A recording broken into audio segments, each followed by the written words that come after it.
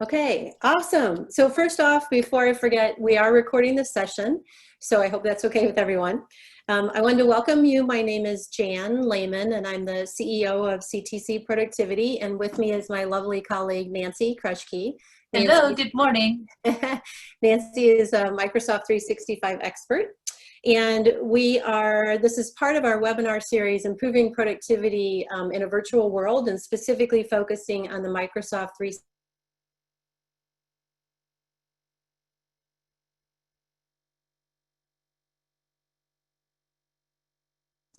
Jana accidentally muted you. Too funny. All right, where did I get cut off at? You remember? Almost at the very beginning. Okay, I'll start over. Okay. I apologize. That's okay. That's all right. So welcome, everyone. Again, I'm Jan Lehman, the owner of CTC Productivity. Nancy's my wonderful colleague.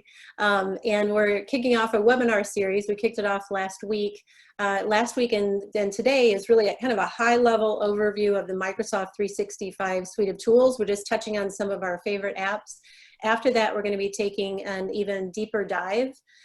If you're interested in signing up for the future webinars, you can go out to our website, ctcproductivity.com events. I apologize, the next two are not out there quite yet, but Nancy's going to be putting a link in the chat that you can go out there and register right now if you're interested.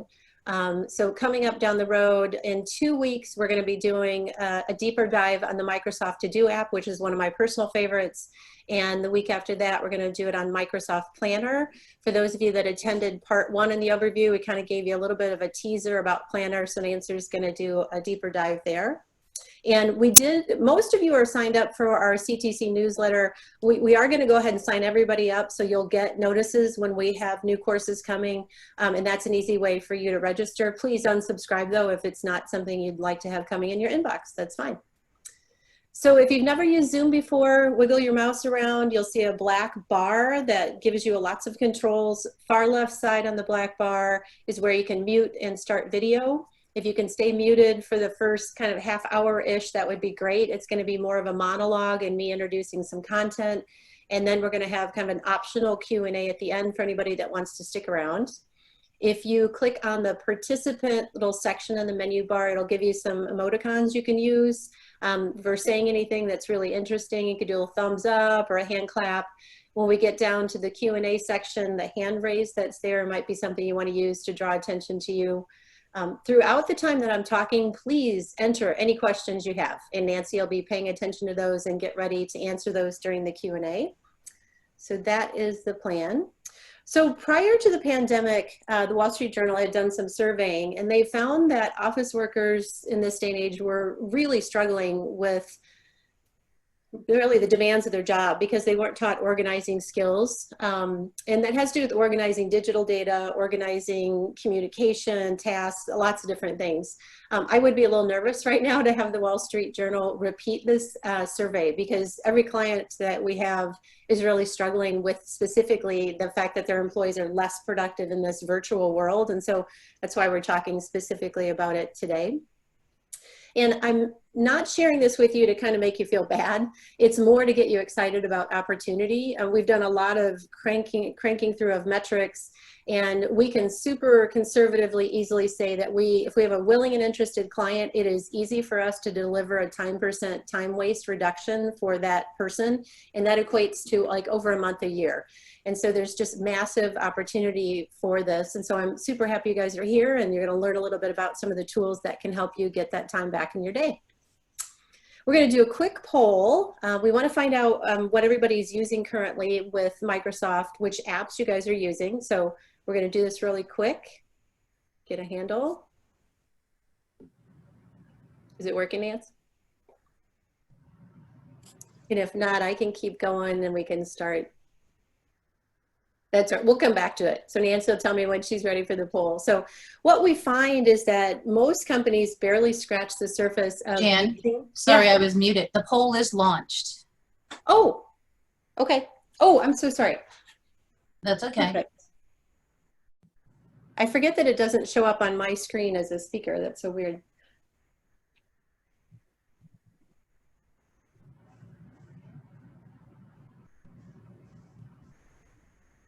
So what we're seeing is good. So a lot of people using Teams and OneNote, we're going to talk about today. Not as many using Planner and To-Do, so that might be something for you for these next webinars. All right. If you want to vote, vote shortly because I'm going to close it. Yeah. So Okay. everybody's So we'll perfect. end the poll and we'll share the results. And Outlook is the winner, not a big surprise. Everybody's on Outlook. Okay. And we did have a question, since you just mentioned Outlook, from one of the people, and she said, did you say last week that if we have Outlook, we may also have Microsoft 365? And yes, that is true. If you do have Outlook, you most likely have 365, some version of it. Okay, so let me keep cruising. So what we see traditionally is that most companies just barely scratch the surface of using the functionality within their software. I mean, email's been around for, I don't even know, 20 plus years, and Nancy and I are still training people on some of the basic bells and whistles of managing your inbox.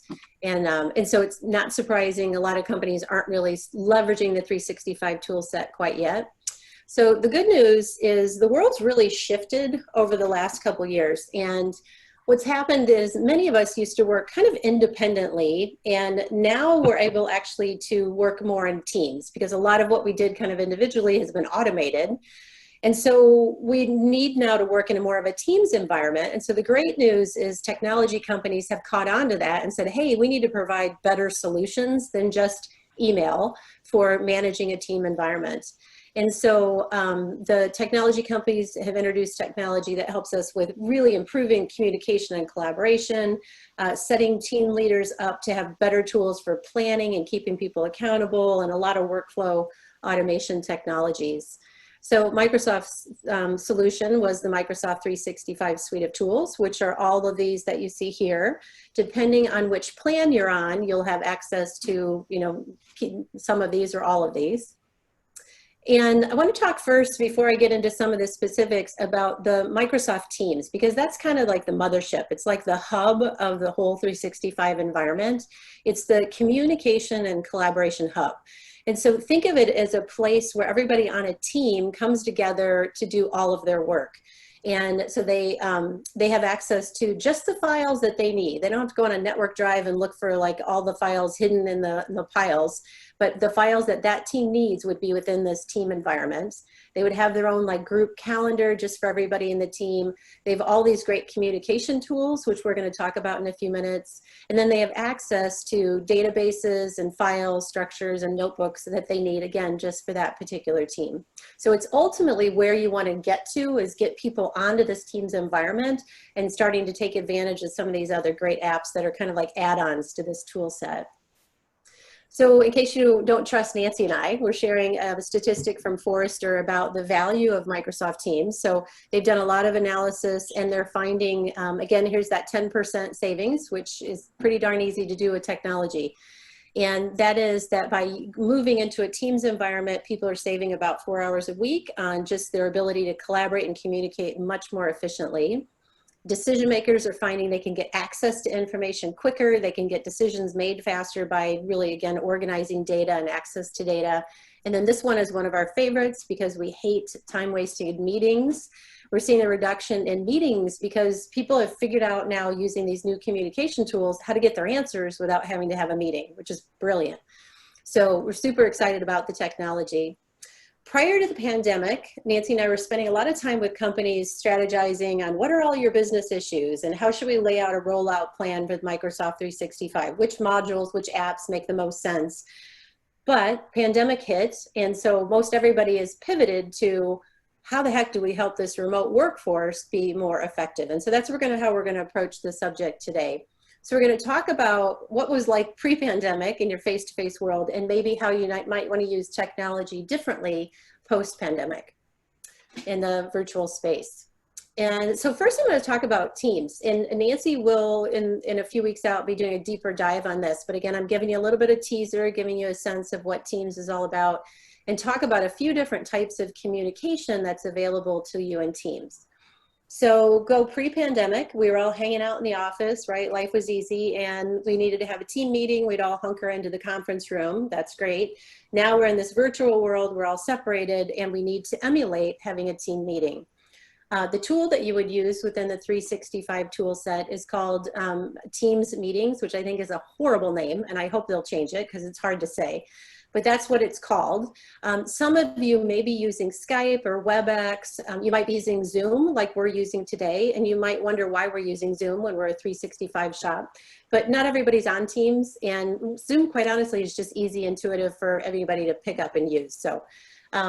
But Microsoft Teams meetings is ultimately the tool you would want to use to bring your group together and have a virtual meeting that would replace face-to-face. In the face-to-face world, we used to have those hallway conversations, or you'd pop into somebody's cubicle and ask a question.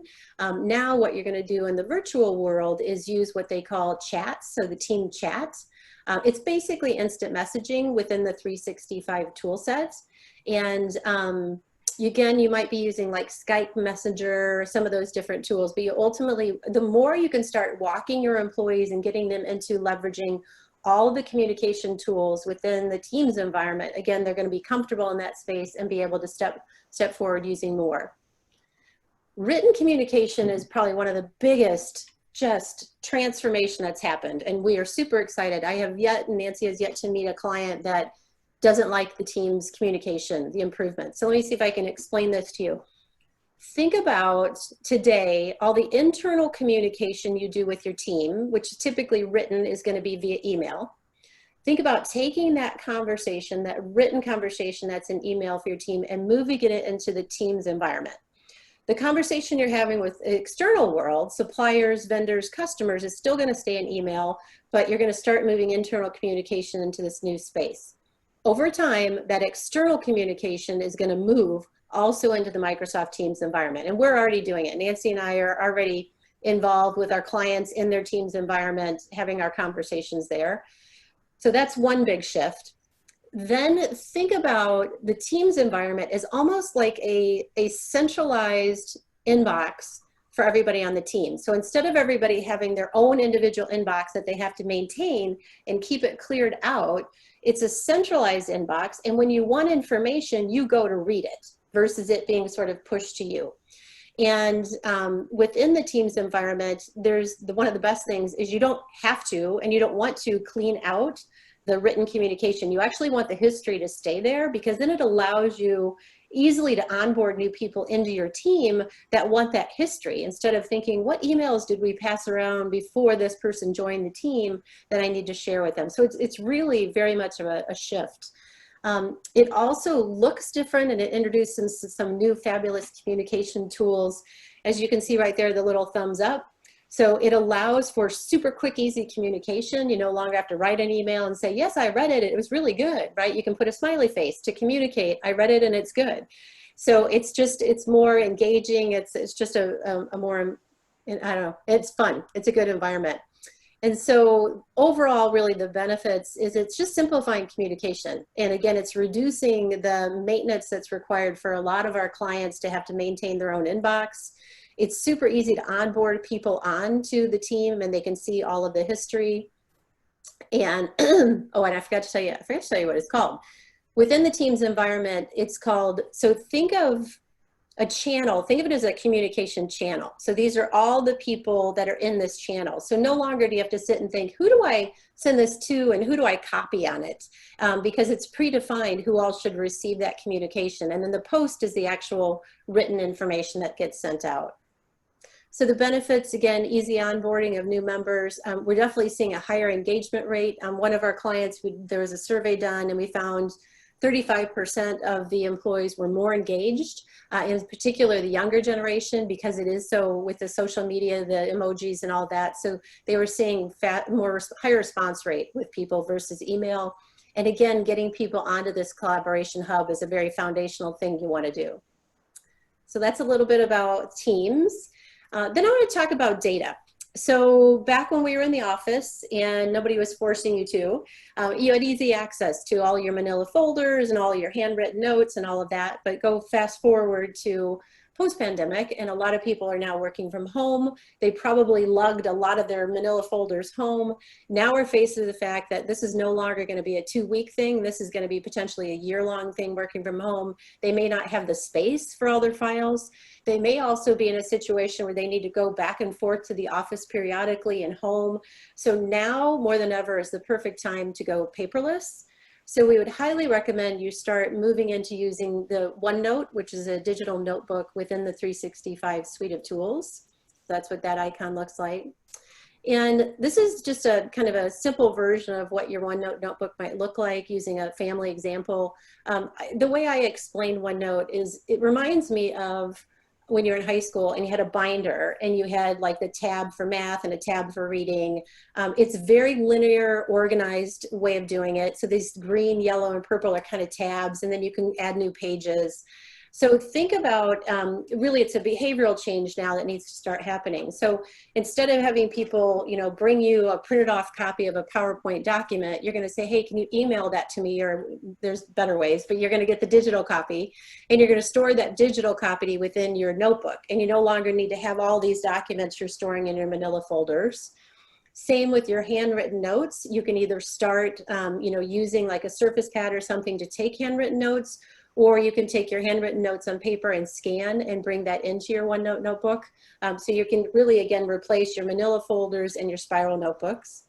In addition, what's getting really cool is now we've got all different kinds of media, right, that we need that has valuable information. So videos, links to websites, and all of that, again, you can capture within this new digital kind of organizing tool. So it's just a great tool for all of us. So it allows us, the benefits, again, go paperless. You have more flexibility about where you are. You don't have to worry about whether you lug the right papers with you. It's all organized in a really great linear mode, but the search feature is super powerful within OneNote as well. You can search for any word within the body of a document, not just the title. And it even searches handwriting. So OneNote is equivalent to Evernote. So some people may have started using Evernote. And if you want to go fully to be a Microsoft shop, which we highly recommend, is hop over onto OneNote because they're very similar. And I have horrible handwriting, and it can actually read my handwriting and find a word in the body of what I write when I search for it. It's crazy powerful. And again, it's cloud-based. You're going to have your data up in the cloud, and so you can access it from your phone. You can search and find information. So this is probably one of Nancy's favorite tools is OneNote. So highly recommend exploring that. And let's talk about brainstorming. This one's kind of short. So before, again, oh, I got this great idea. Let's go in the conference room. Let's all grab pens and let's start writing all over the whiteboard. Now we're all stuck in our homes and we're trying to figure out how do we do this innovative, creative thinking when we're sitting separately. So again, recommend that you start moving over into using digital solutions. Within 365, you can either use OneNote or a tool called Whiteboard. Nancy highly recommends OneNote as a better tool, but Whiteboard is an option. They really work the same. The difference would be you're ultimately probably going to store what you create in your OneNote notebook, so why not just start there, basically? But they look like this. So the idea is everybody, as long as you can be drawing on the screen, you know, the Surface Pro or whatever, we can really be pretending like you're going up to the whiteboard and drawing the same pictures. The perk is you don't have to then take a picture of it in the conference room and figure out where to put that picture. You've already got it, and you can again move it in your OneNote notebook. So the bonus, again, live collaboration. There's nothing stopping you from those innovative, creative conversations, even though you're not in the same room. It's all connected into Microsoft Teams, so it's neat and tidy and be easy to find it. And again, you can access it from anywhere with a mobile device, because that's the way 365 works. The last one we're going to cover is workflow. So most businesses that we work with have lots of areas where there's, you know, process where something happens and then something needs to happen and then something needs to happen. And it keeps passing along. Historically, pre-pandemic, often what we're seeing is maybe there's something that has to go through an approval process. And so somebody writes something up and then they, you know, attach a copy to an email and send it to the next person. And they, you know, their inbox is overloaded. They never see the email. And then they finally see it 3 days later. And then they go, oh yeah, no, quick approval. I approve this. So it keeps moving along, but kind of in a slower pace. Fast forward pre-pandemic into tools we'd recommend you use. First and foremost, you've got to get your data in the cloud. We talked a lot about cloud and co-authoring in the session last week. So we want to get your data in the cloud. We want you to be able to take advantage of co-authoring, which is the ability for everybody to just update the document live. And then you start using another tool within 365 called Power Automate. So Power Automate is often like an if this then that sort of scenario. Like if this flag is flipped, then this will happen. So it's like, think of it as like macros that keep moving things along. And the really great thing about 365 is they actually already produce some templates that you can even use as a starting point and get your head wrapped around like, how would I even use this tool? So in this scenario on the top left, this is saying create a task in Planner from Microsoft Forms and post a message. So what that means is Forms is the replacement to SurveyMonkey in the Microsoft world. And so somebody could enter something in like to a form, and that's automatically going to trigger a task to be created within Microsoft Planner. And it's automatically going to create some sort of notification to go out to the team to say there's a brand new task in Planner. So you see how it's like, if this happens, then do this. Same with these other two. The bottom one is notify a team when a response is submitted. So same thing, some update comes in from form. Maybe you've got form on your website, something's entered there and it triggers a notice out to the team that new information's come in. And then the one on the top right is where it's saying if something is added to your SharePoint file, again, same thing, put a notice out via Outlook to everybody in that group. So we are huge fans of workflow. So super excited Microsoft is introducing this into the suite. So the benefits from this are streamlining the process. So again, you're not slowing things down by things getting lost in an email inbox, which we see all the time. It definitely improved productivity from just being able to do everything live and quickly, and it just quickly moves everything through the process. All right, so that's the end of our kind of high-level overview around the apps we wanted to highlight today. And this part's a repeat from last time, so sorry for those that attended last time. But Nancy and I have to give a little warning. So we are huge fans of 365, but what makes 365 so rich and so powerful is its integrated nature. The fact that, just like I just showed you with workflow, you can do something here and it triggers a reaction on something else. It's all really tightly integrated, which is fabulous. But often what we're seeing with a lot of our clients is they don't realize the mess they can make if they don't know what they're doing. So to give you an example, when you allow your employees to go out and just play, and they go, I'm going to create a team, what happens behind the scene is it actually creates this communication and collaboration hub. So they create a test team. And behind it, it creates a SharePoint site for that test team, and a group calendar for that test team, and a team OneNote notebook for that test team. And so Nancy and I are doing a lot of cleanup with clients right now. So we just got to give a little warning. We don't mean to make this sound like it's super simple and easy. Realize the richness comes from the integration, and so you want to be careful.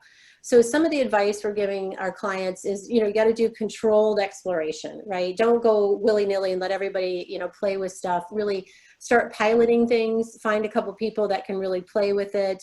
Ideally get guidance around how you're doing that, because even the pilot teams can make kind of a mess. So you want to be slow and steady. It's really important. We're being asked to come in and go, hey, can you come in and do like an hour of Teams training? And we're like, well, that's not really how it works. Teams is this highly customizable tool. So what you really do is you come in and you pilot it and you figure out the way you're going to use it. Like, is our teams going to be project teams? Or are they going to be departments? And does engineering come in with sales? Or you've got to figure out what that looks like. And from piloting that and figuring that out, then you can go into, okay, this is exactly how we're going to use it. This is how we're going to do our training and roll the tool out. So really important to, again, kind of do it in a controlled manner. Absolutely important you think really long term, like what happens when this team is over, just having a longer vision of how these tools are going to fit together. So just a little warning. All right, so we're going to do our second poll, which is just getting an idea of which apps you would like us to do a deeper dive on in future webinars.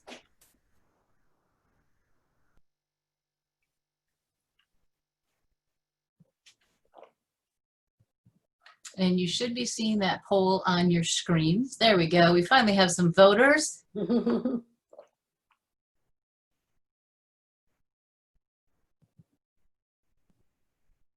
As Jan says, it always kind of looks like a horse race. It does look like a horse race, doesn't it? It's so fun.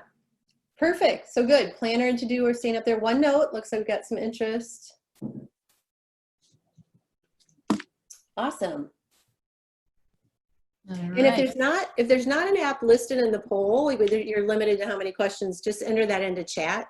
We'd be happy to consider it as well. So it looks like OneNote is the winner. Perfect. Okay, awesome. So thanks for the feedback. That'll help us prioritize for our deep dive sessions. So I'm going to just do a quick wrap up in case people don't want to stick around for the Q&A. So there may be some questions that you have that are a little more complicated and maybe not appropriate to take up everybody's time. If you have that, Nancy and I'd be happy to chat with you and share a little bit of our wisdom and experience of working with other companies. So if you're interested, she's going to put a link out. She just did, it says contact page. You can just fill out our contact page and we'll follow up with you, or you can put the word follow up out and the chat, and we've got your email address. So just know you've got that in the back, like a backup plan. Again, just a quick reminder, go out, keep going out to our events website. That's where we're going to have things listed. Nancy, you're going to post the registration. She just posted the registrations again for the 14th and the 21st. So go ahead if you would like to attend those. And if you can't, we always are putting the recordings out on the website. But so again, next week is to do, or excuse me, 2 weeks out is to do, and then 3 weeks out is Microsoft Planner, and then we will take the feedback. It looks like OneNote's probably going to be the one after that. So here's how Q&A is going to work. You are welcome to keep entering any questions into chat, or you're welcome to use the emoticons, raise your hand, or even raise your hand on the camera. If you want to ask the question, it's totally fine. We'll just call on you and you can unmute yourself. But let's go ahead and see what questions we have. Have we gotten any so far, Nance? We do have one that was asked. Do you have thoughts on using OneNote versus SharePoint or the Teams wiki for capturing Teams knowledge? And so my thought on that is— I know this one. Nancy hates wikis. Yes. So, well, and I'll give you a reason, because I always have a reason behind everything. The one thing I have found with the wiki inside of the Teams app is that if a team member accidentally deletes the wiki, the information is still there, but it cannot be reconstituted back into a wiki. So my recommendation to capture that information sharing, that team knowledge, is to use OneNote and integrate your team's OneNote notebook into that team and the channel or the channels that are appropriate to bring that notebook into.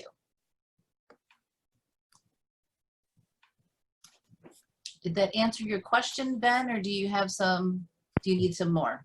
No, that was helpful. Thank you. You're welcome. Thank you for about the deletion. I don't think any of us realized the risk there. So appreciate that. Ben, what did you say? Sorry. I said I don't think we realized the risk regarding the deletion too. Thank you for that warning. There's Yes. advantages to having played with stuff. I had a company that they decided to play, and they're like, where'd it go? And I'm like, okay, well, we'll just add it back. No, when you add it back, you get a blank wiki. Yeah. So You live and learn. So any other questions? And again, you're welcome to unmute yourself and just ask the question, and it doesn't have to be, it could certainly be about anything with 365. It doesn't have to be within just what we discussed today.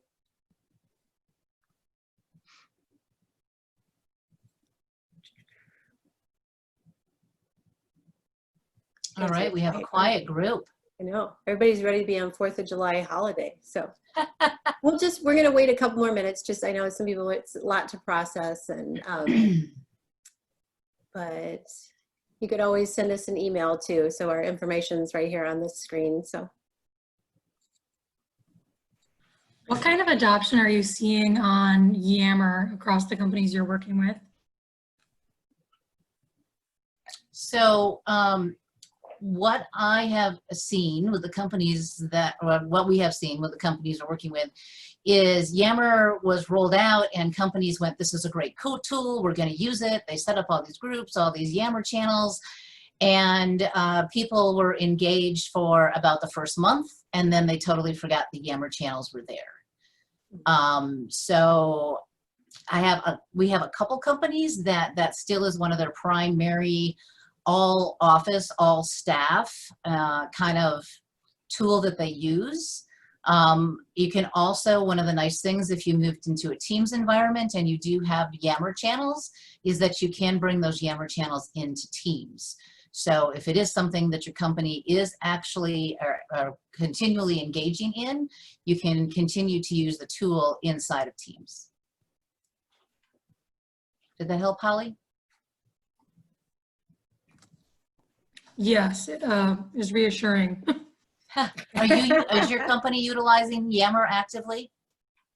We've seen varied engagement based on geography. Mm. And by that, I mean only Australia. Got it. All right. So Nancy, looks like there's a question. Do you see possibilities for Teams to be a platform to host external webinars like Zoom? Yes, and they must have sent that to you privately because I'm not seeing it. Oh, yeah, it was private. Yes, absolutely. Within Teams, there's actually two types of meetings. There is a Teams meeting, which is typically kind of like the Zoom meeting we're having. And so it's a meeting amongst peers, or we've decided to do a meeting versus a webinar, where in a webinar you would not be able to see each other. There would be a Q&A panel. And Teams has a platform similar to a webinar platform, which is called live meetings. And so you can do one or the other, either a Teams meeting or a live meeting, which is like a webinar. Okay, I was concerned the train was going to be super duper loud. I'm trying to talk fast, but it was a quiet one today. I'm worried about my dog and Nancy's worried about her train. I love it. So yes, and Teams live meeting is very similar to any webinar platform, whether it's the Zoom webinar or the GoToMeeting, which is the Citrix webinar, any other types of webinars you've been in where you're not interacting with all of the members of it. You just get a Q&A panel and you get to interact with the host and the co-host, but not each other. Does that help, Allie? And it's totally fine. You send it to me privately. Nancy's really the brains of the operation, though, so you should have sent it to her privately. No problem. Any other questions?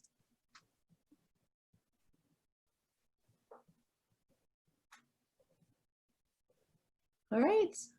So again, in 2 weeks on the 14th is the Microsoft To Do app.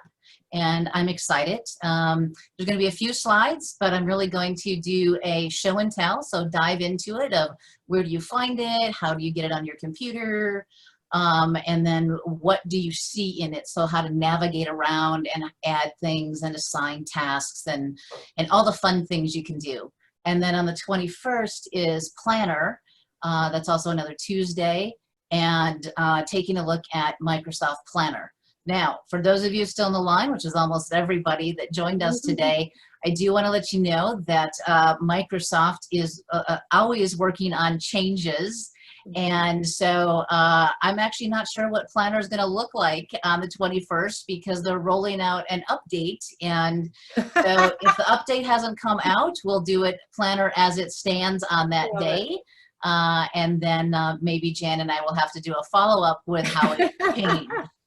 I love it. Perfect. Well, thank you everybody for joining. We're so happy you're here. And again, keep an eye out for the newsletters. It'll let you know when new webinars are coming out. And yeah, I'm glad you're here. Have a happy 4th, everyone. Thank you.